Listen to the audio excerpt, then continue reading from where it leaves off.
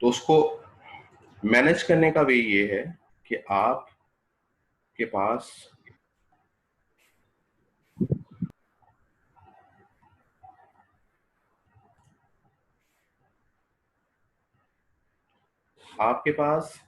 आप क्या करेंगे, उसको सॉल्व करेंगे उस जगह को जहां पे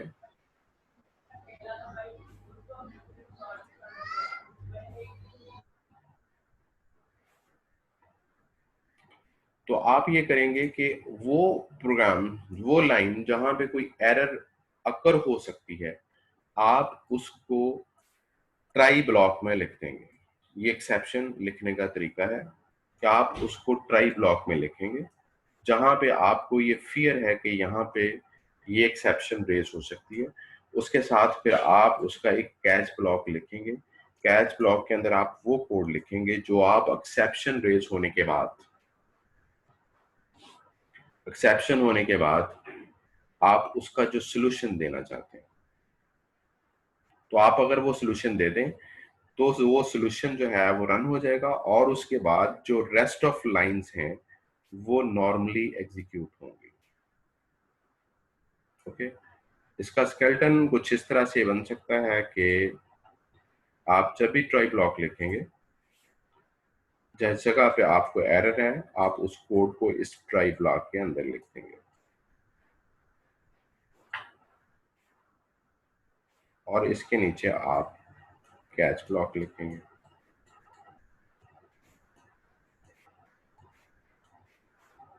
यहां आप कुछ लाइंस लिखेंगे,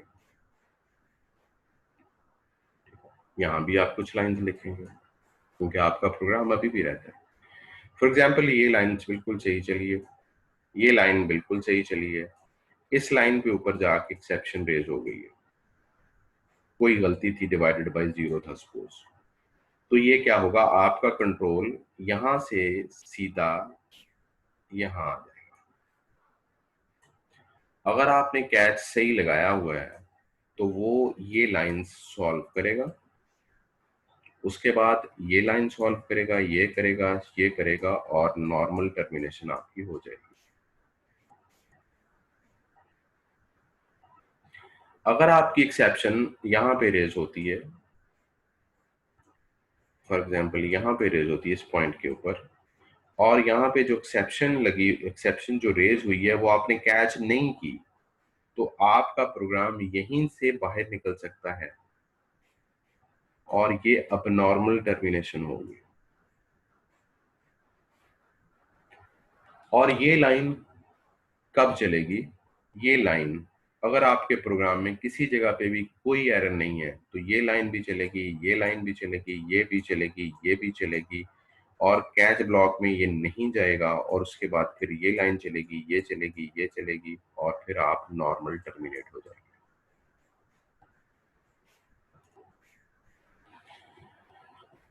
बहुत सारे प्रोग्रामर्स ये गलती करते हैं कि वो शुरू में ट्राई ब्लॉक लगाते हैं, यहीं पे लगा देते हैं और 200 लाइंस का एक प्रोग्राम है और सारे का सारा लिख देते हैं और नीचे कैच ब्लॉक लगा देते हैं। उसका नुकसान ये होता है, फॉर एग्जाम्पल आपकी टर्मिनेशन यहाँ पे, आपका एक्सेप्शन यहाँ पे रेज हुई है, तो इसने यहाँ से कैच ब्लॉक में ट्रांसफर हो जाना है और ये जो नीचे वाली 2 लाइंस हैं ये कभी भी नहीं चलती। तो इसलिए ये रिकमेंड किया जाता है कि जहाँ पे आपको फियर है, आप सिर्फ वही कोड ट्राई ब्लॉक में लिखें। अगर आपको मल्टीपल जगह पे फियर है तो आप मल्टीपल ट्राई कैच ब्लॉक लगा लें और हर एक का कैच अलग अलग से लिख लें, तो जहां पे जो एरर होगी वो वहां पे हैंडल हो जाएगा। जी बेटा जी, आप कोई क्वेश्चन करें, ये जो लेट आए हैं, क्या नाम था आपका?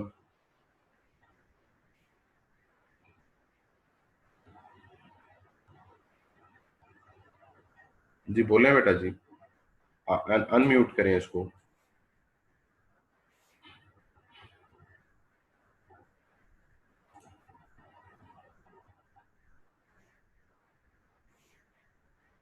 आप अनम्यूट कर सकते हैं।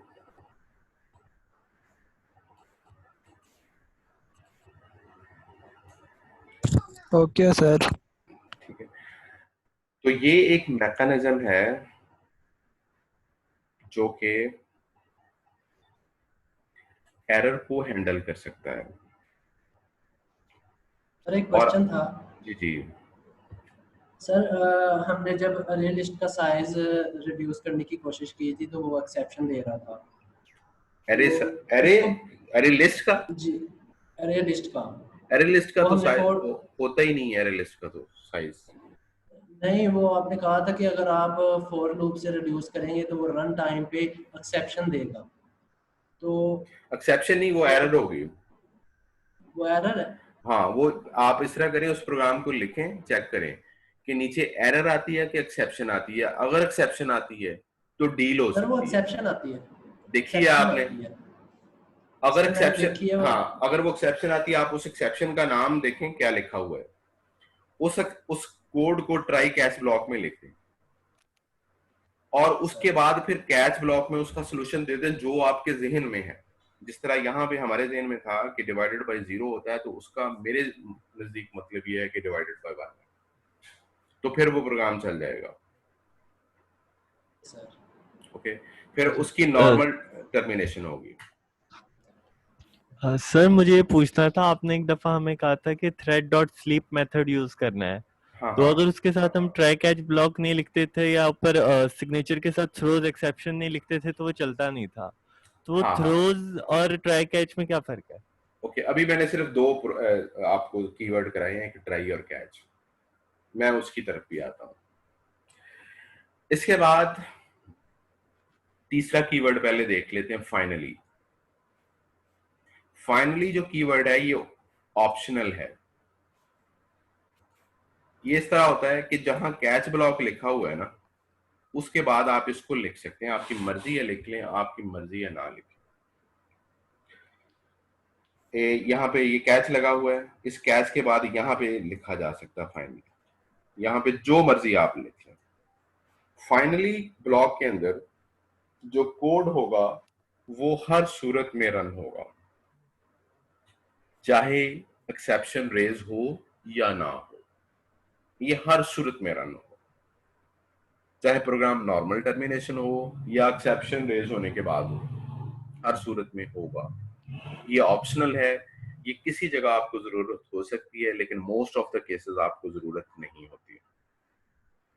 फॉर एग्जाम्पल, आपने एक प्रोग्राम लिखा है और वो डेटाबेस से कनेक्ट है, कि डेटाबेस में डेटा इंसर्ट भी करता है और डेटाबेस से डेटा रिमूव भी करता है। अब आप जब डेटाबेस से कनेक्ट होते हैं ना, तो आप सबसे पहले एक कनेक्शन एस्टेब्लिश करते हैं डेटाबेस के साथ। वो ओरेकल हो सकती है, वो सीक्वल सर्वर हो सकता है। आप कनेक्शन एस्टेब्लिश करते हैं और वो मेमोरी में कुछ रिसोर्सेज लेता है और नेटवर्क के भी कुछ रिसोर्सेज लेता है। और जब आप किसी डेटाबेस के साथ पूरा काम कर लेते हैं, तो उसके बाद आप उस कनेक्शन को क्लोज कर देते हैं। क्लोज करने के बाद वो रिसोर्सेज सारे फ्री हो जाते हैं। अब फॉर एग्जांपल आपने डेटाबेस कनेक्शन यहाँ पे किया हुआ था और कोई एक्सेप्शन रेज हो गई, तो एक्सेप्शन रेज हो गई तो प्रोग्राम क्या होगा, हो सकता है अब नॉर्मली टर्मिनेट हो जाए। आपने उस डेटाबेस कनेक्शन की एक्सेप्शन को हैंडल ही नहीं किया या किसी वजह से है, लेकिन आप ये चाहते हैं कि मेरे रिसोर्सेज ज़ाया ना हो। प्रोग्राम बंद होने से पहले, टर्मिनेट होने से पहले, चाहे वो नॉर्मल है या अब नॉर्मल है, कम से कम डेटाबेस के कनेक्शन क्लोज कर दे ताकि मेरे रिसोर्सेज ज़ाया ना हो, मेरी मेमोरी ज़ाया ना हो, मेरा नेटवर्क जो ट्रैफिक है उसमें उसमें कुछ बाइट्स कंज्यूम ना हो, वो खत्म हो जाए। तो आप क्या करेंगे, डेटाबेस क्लोज का जो कोड है वो फाइनली में लिख देंगे। तो ये कोड तो एक्सेप्शन चाहे रेज हो चाहे ना हो, आखिर में ये रन होना ही होना है। तो इस तरह का कोड आप फाइनली ब्लॉक में लिख सकते हैं। Finally is an optional. आप लिखना चाहते हैं लिखने, नहीं लिखना चाहते ना लिखें। लेकिन कैच जिस तरह एक कंपल्सरी है, जब भी आप ट्राई लिखेंगे तो आपको कैच लाजमी लिखना होगा, लेकिन फाइनली लिखना लाजमी नहीं है, ये ऑप्शनल है। ठीक है। और फाइनली के अंदर जो भी कोड होगा that must be executed in any case, either there is a normal termination or there is a termination after exception। और ये किसी चीज की अश्योरिटी देता है आपको कि आपने ये कोड तो हर सूरत में चलाना है, दोनों केसेस में चलाना है, तो आप ऐसा कोड फाइनली के अंदर लिख सकते हैं जी। ओके, इसके बाद अब आ गई एक्सेप्शंस पे दोबारा। एक्सेप्शंस की दो टाइप्स हैं, ठीक है। एक्सेप्शन की दो टाइप हैं, एक अनचेक है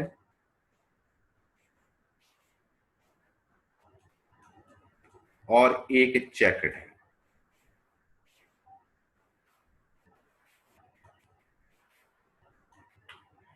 अनचेक का मतलब है कि कंपाइलर ये चीज चेक नहीं करता कि आपने एक्सेप्शन लगाई हुई है कि नहीं। कंपाइलर आपको फ्री हैंड देता है, अगर आप एक्सेप्शन लगा देंगे और आप उसको हैंडल कर लेंगे तो वो हैंडलिंग का मैकेनिज्म इंप्लीमेंट कर देगा। अगर आप नहीं लगाते तो वो जावा की एक्सेप्शन रेज कर देगा एट रन टाइम और आपको अब नॉर्मल टर्मिनेशन कर देगा। जिस तरह हमने ये डिवीजन का एक प्रोग्राम लिखा है, हम इसमें ट्राई कैच ब्लॉक लगाने की ऑप्शन है हमारे पास, हम लगाना चाहते हैं लगा लें, नहीं लगाना चाहते ना लगाएं। कंपाइलर हमें फोर्सफुली नहीं कहता कि इसको करें, ओके। लेकिन चेक एक्सेप्शंस वो एक्सेप्शंस होती हैं जो कि कंपाइलर आपको फोर्सफुली कहता है कि हर सूरत में इनका ट्राई कैच ब्लॉक लिखें, अगर आप नहीं लिखेंगे तो मैं एरर आपको दूंगा। ये चेक्ड एक्सेप्शंस हैं, ये चेक्ड एक्सेप्शंस है। इसकी रियल लाइफ में मैं एग्जांपल देता हूँ। फॉर एग्जांपल, एक बच्चा है घर में, आप उसको एग्जामिनेशन हॉल में भेजते हैं, तो आप क्या करते हैं, उसको जाने से पहले आप चेक करते हैं कि उसके पास पेन है, पेंसिल है, रबर है, कैलकुलेटर है, चेक करते हैं। तो this is a checked exceptions, ठीक है। लेकिन कुछ चीजें आप नहीं चेक करते हैं। फॉर एग्जांपल, जिस तरह इस मुल्क के हालात हैं, हो सकता है वहां पे किसी ने बम भी रखा हो, तो आप उसको बुलेट प्रूफ जैकेट पहना के नहीं भेजते। लेकिन अगर आप बहुत ज्यादा मोहतात है तो आप पहना के भेज भी सकते हैं, कैसे मामला भी हो सकते हैं। That is uncheck exception. क्या आपकी मर्जी है, आप सेफ्टी करना चाहते हैं कर लें, नहीं करना चाहते ना करें। चेक्ड एक्सेप्शन जावा कहती है कि आप ये लाजमी लगाएं।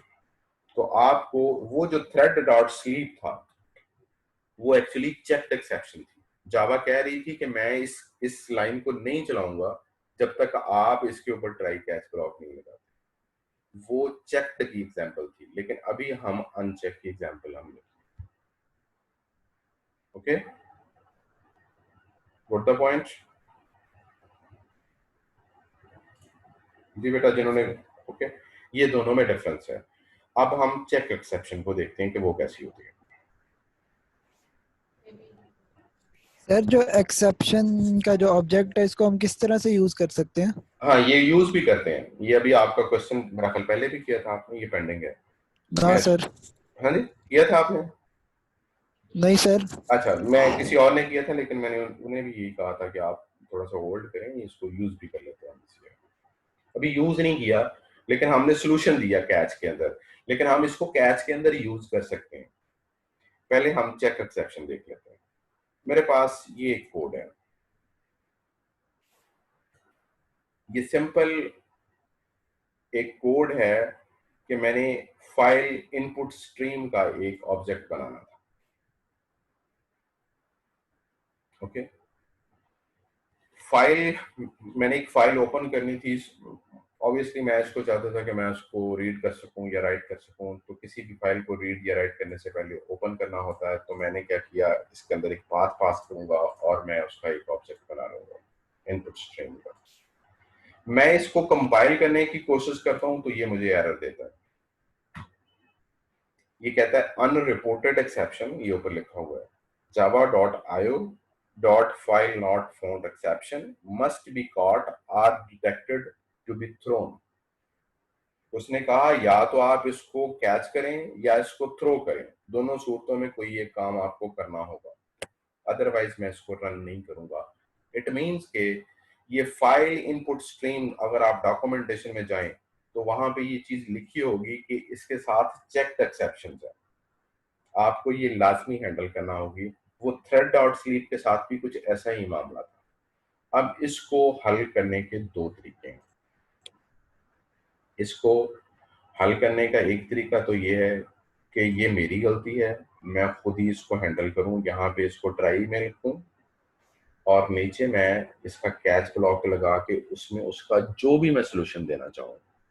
कि अगर ये नॉर्मली होता है जो ये है कि जब आप सर्वर पे किसी पाथ में देते हैं, किसी फाइल को लिखते हैं और वहां पे वो फाइल पड़ी नहीं होती, अगर वहां पे वो फाइल नहीं पड़ी हुई तो आप क्या करें, या तो आप को अल्टरनेट पाथ दें कि अच्छा ये फाइल अगर वहां नहीं पड़ी तो वहां होगी, वहां नहीं होगी तो वहां होगी, या आप कोई मैसेज लिखें, इसका मतलब है कि यहाँ पे ट्राई कैच ब्लॉक लगाना होगा।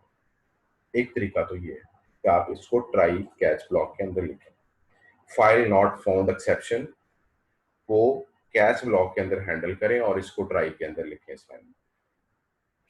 दूसरा तरीका ये है कि आप इसको हैंडल नहीं करना चाहते, आप कहते हैं कि ये मेरा काम नहीं है, मुझे क्या पता फाइल वहां पड़ी है कि नहीं पड़ी, जो कोई बंदा इसको यूज करेगा ना वो इसका सोल्यूशन दे, वो इसका सोल्यूशन दे, मैं नहीं दूंगा।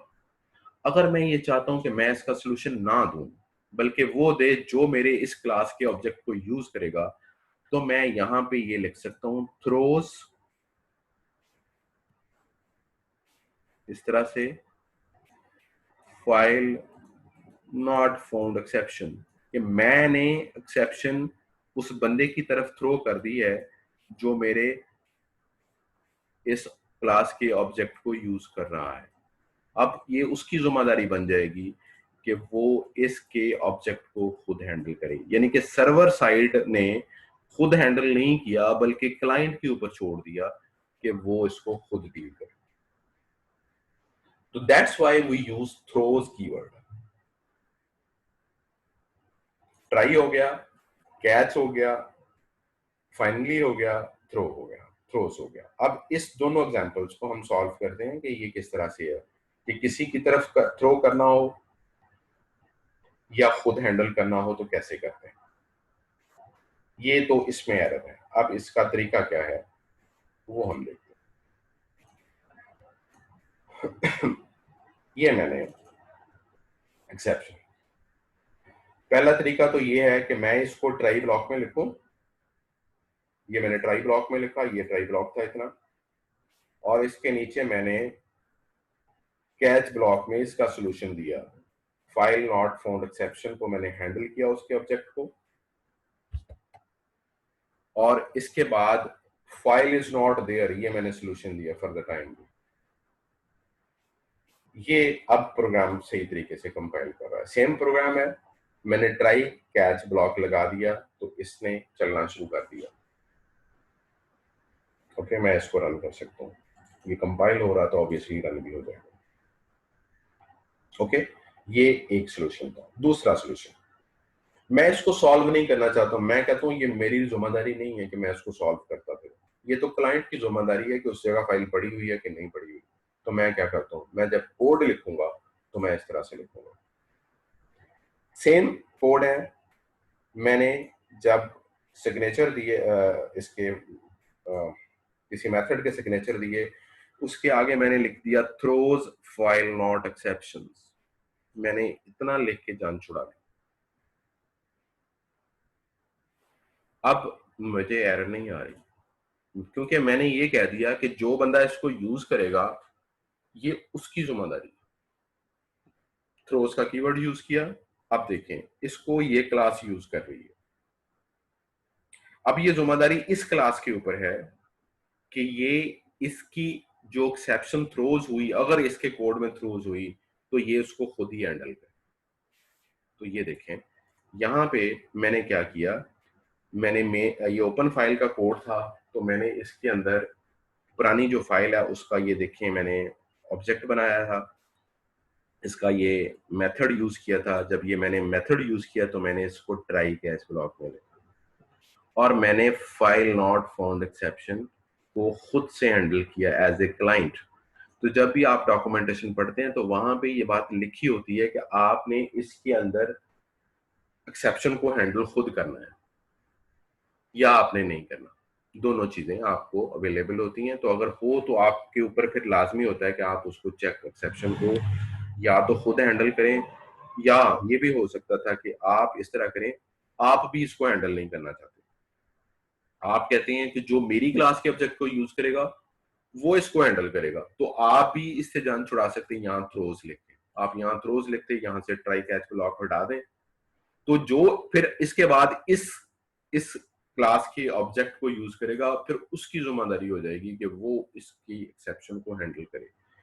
एट द एंड किसी ना किसी को एक पढ़नी है। पहले तो सर्वर है, सर्वर ने जान छुड़ा ली, तो उसके बाद दूसरा सब सर्वर आ गया, उसने हैंडल कर दिया, ओके।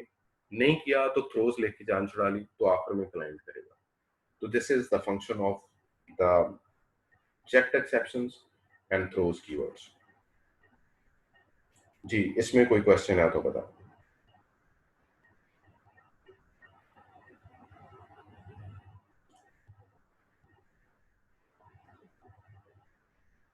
आप अनम्यूट कर सकते सर वो हैं। एक्सेप्शन वाला ऑब्जेक्ट, जी जी, बोले। सर एक्सेप्शन वाला ऑब्जेक्ट आपने बताना था, उसको कैसे यूज कर सकते हैं? हाँ हाँ, ये क्वेश्चन अभी पेंडिंग है, हो जाता है, अभी हो जाता है। ठीक है, यहाँ तक ठीक है ना, वो अभी है, वो उसको होल्ड रखें। चेक और अनचेक में यस सर, अनचेक और चेक में डिफरेंस हो गया। Yes sir. ठीक है, वो थ्रेड डॉट स्लीप जो था वो उस वक्त शायद चेक एक्सेप्शन में था, इस वजह से वो आपको आगे थ्रोज लिखना पड़ा। उसमें भी आपने हैंडल नहीं किया, बल्कि आगे फॉरवर्ड कर दी, जान छुड़ा दी आपने। ये हो गया। इसके बाद नेक्स्ट एक कीवर्ड था थ्रो। ये थ्रोस था, एक थ्रो कीवर्ड भी है, एस नहीं लगा हुआ।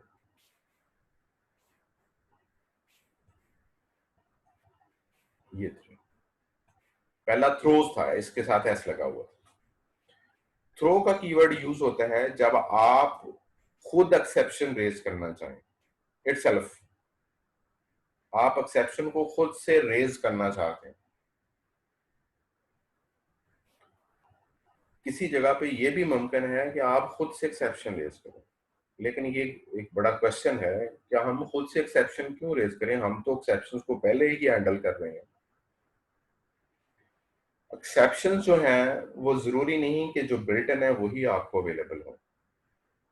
एक्सेप्शंस खुद से भी बनाई जा सकती हैं। जब आप खुद से एक एक्सेप्शन बनाते हैं तो कंपाइलर को नहीं पता होता कि इन्होंने किस टाइम पे रेज होना है, तो फिर आप रेज होने का टाइम भी बताते हैं कि इस कंडीशंस के ऊपर जाके इसने रेज होना है। जब आप उस जगह पे जाके उसको रेज करेंगे तो आप थ्रो का कीवर्ड यूज करेंगे, क्योंकि थ्रो ए आपने एक एक्सेप्शन बनाई हुई है, तो that is the word throw. Okay, चलिए इससे पहले आपका क्वेश्चन ही क्लियर कर देता हूँ। वो क्या था कि आप ऑब्जेक्ट को यूज करना चाहते हैं, मैं कोई और बोल।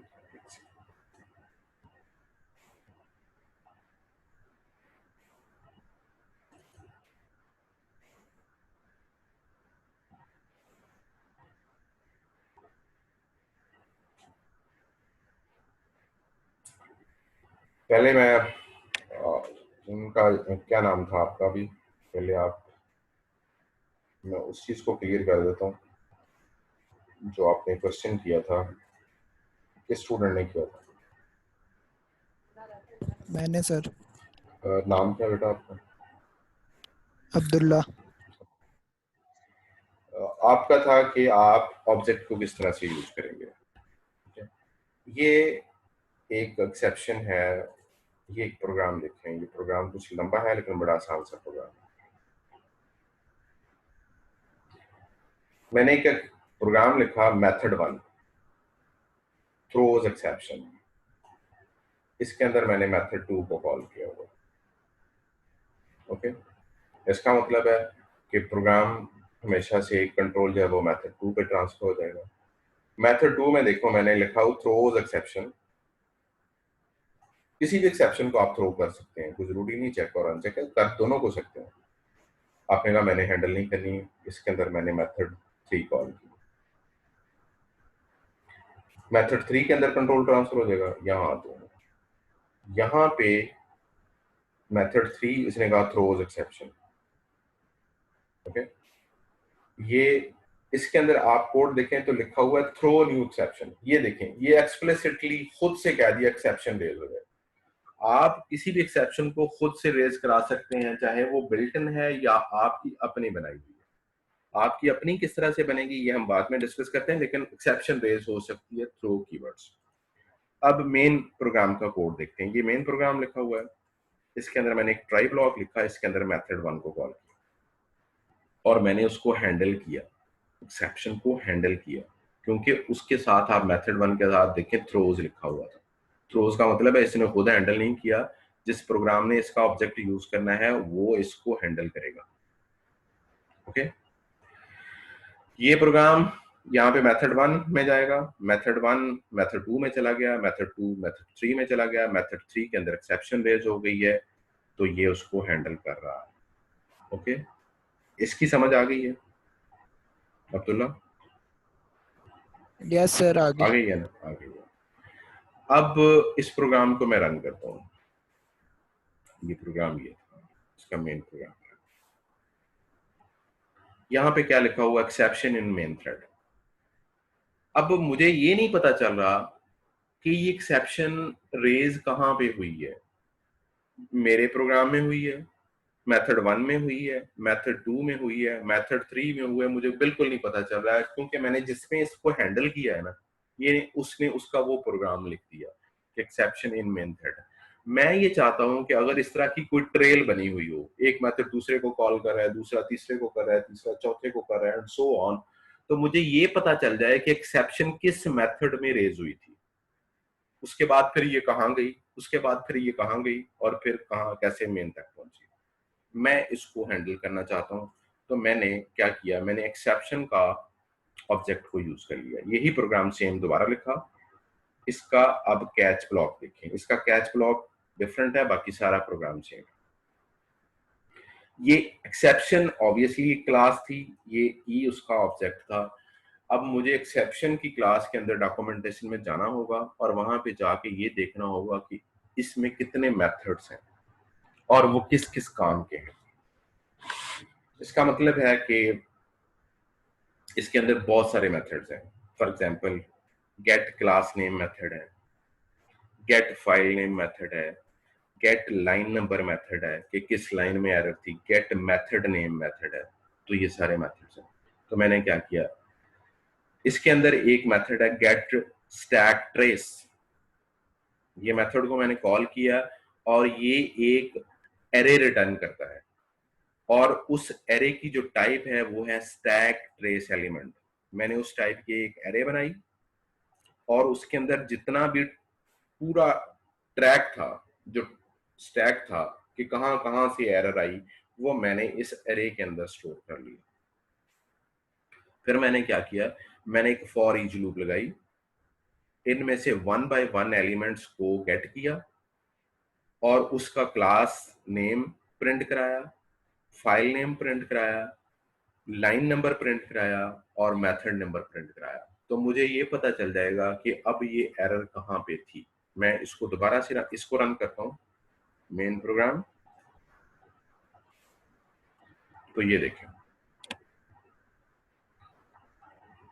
ये मुझे बकायदा दे रहा है कि ये देखें कि ये लाइन है मेथड 3 से रेज हुई लाइन नंबर 18 पे, उससे मेथड 2 लाइन नंबर 12 में आ गई, उससे मेथड 1 लाइन नंबर 6 में आ गई, उसके बाद लाइन नंबर 24 पे मेन मेथड के अंदर आ गई। तो मैंने उस एक्सेप्शन के ऑब्जेक्ट को यूज करते हुए कुछ फ्रूटफुल इंफॉर्मेशन जो है वो डिस्प्ले कर ली। इसके बाद ये मेमोरी का स्टेटस बता रहा है कि मेमोरी में कहाँ कहाँ पड़ा हुआ था, तो कहाँ से कहाँ पे पहुंचा। ये तो हमारे लिए अंडरस्टैंडेबल नहीं है, लेकिन ऊपर वाली लाइन जो है वो हमारे लिए अंडरस्टैंडेबल है।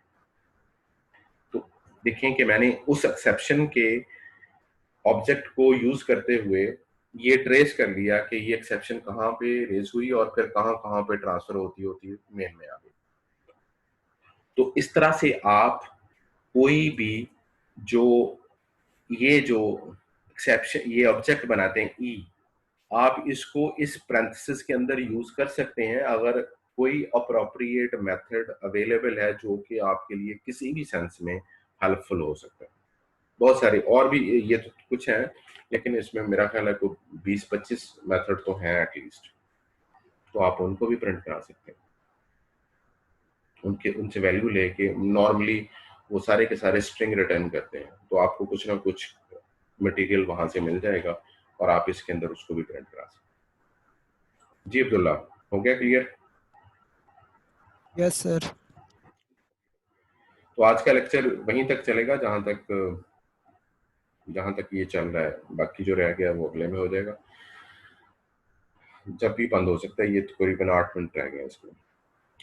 अच्छा ओके, ये थ्रो एक्सेप्शन, ये तो मैंने जस्ट एक ले एग्जांपल लिखी थी कि मैंने थ्रो एक्सेप्शन कर दिया। ये एक्सेप्शन इवन दो कि इसके रेज करने की तुक नहीं बनती थी। नॉर्मली एक्सेप्शन उस वक्त रेज होती है जब मेरी कोई बिजनेस लॉजिक की एक्सेप्शंस मैंने खुद बनाई हैं और कंपाइलर को नहीं पता ये किस टाइम पे रेज होनी है, क्योंकि अरिथमेटिक एक्सेप्शन का तो कंपाइलर को पता है किस टाइम पे रेज करना है, इनपुट मिसमैच का पता है, फाइल नॉट फाउंड का पता है, सबका पता है। लेकिन जो मैंने खुद बनाई है कंपाइलर को उसकी टाइमिंग का नहीं पता, तो मैं खुद से बताता हूँ कि ये कैसे रेज होनी है, किस जगह पे रेज होनी है। लेकिन इससे पहले मुझे ये पता होना चाहिए कि एक्सेप्शन किस तरह से बनाते हैं। एक्सेप्शन पहली बात तो है कि क्यों बनाते हैं। समटाइम हमारे कोड में बहुत ज्यादा इफ देन एल्स होते हैं चेक करने के लिए, क्योंकि किसी भी एरर को कोई जरूरी नहीं एक्सेप्शन से हैंडल किया जाए, इफ देन एल्स से भी हैंडल किया जा सकता है।